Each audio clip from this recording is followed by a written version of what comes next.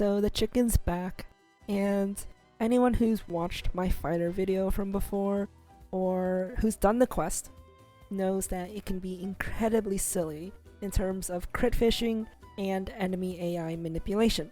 So this chicken is so dependent on crit fishing. For Slayer, it should be ending on your OD. That's the gist of it. It needs to end on your OD, and you need to align all your crits so that it gets to that point.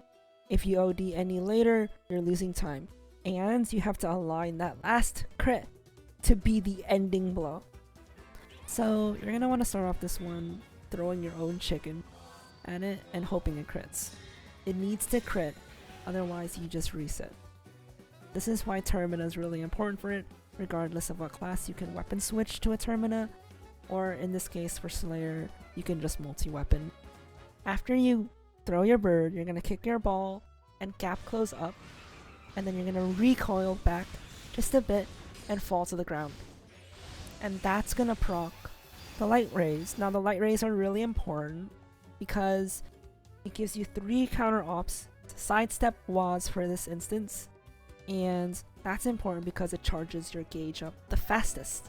Now you're gonna want to flowing Sirius backwards a little bit because he's going to fly up with his flurry of kicks, and here you're just going to counter. Now once you see that leg come up, that means he's gonna start his pattern. This pattern is going to be the same most of the time unless you're in the wrong positioning, and putting yourself in the wrong position can really mess up his AI.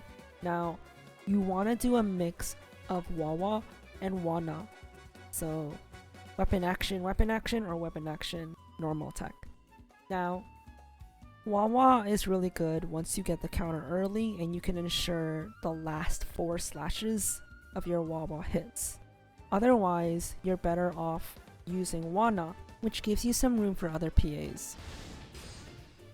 Once you see it flapping its wings, it's about to back off. You're going to chase it with a sidestep wall. In the middle of the kicks, you want to activate your OD immediately. Now it gives a potency buff, and you want to find a window where you're not losing a chance to use a PA for. Once it enrages, I found that was the perfect spot to position yourself to the ground and then unleash rage.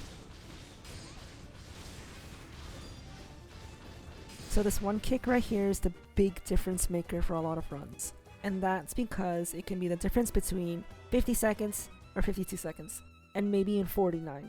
So after this kick, if you OD and it crits, will it still kill? That's the big question. So it's really dependent on a lot of how your crits went, and then estimating just how much damage your OD can do to the rest of the energy bar. So for this one, I chose to stay Regal 2 more times and then activate my OD, and it looked like it was just enough.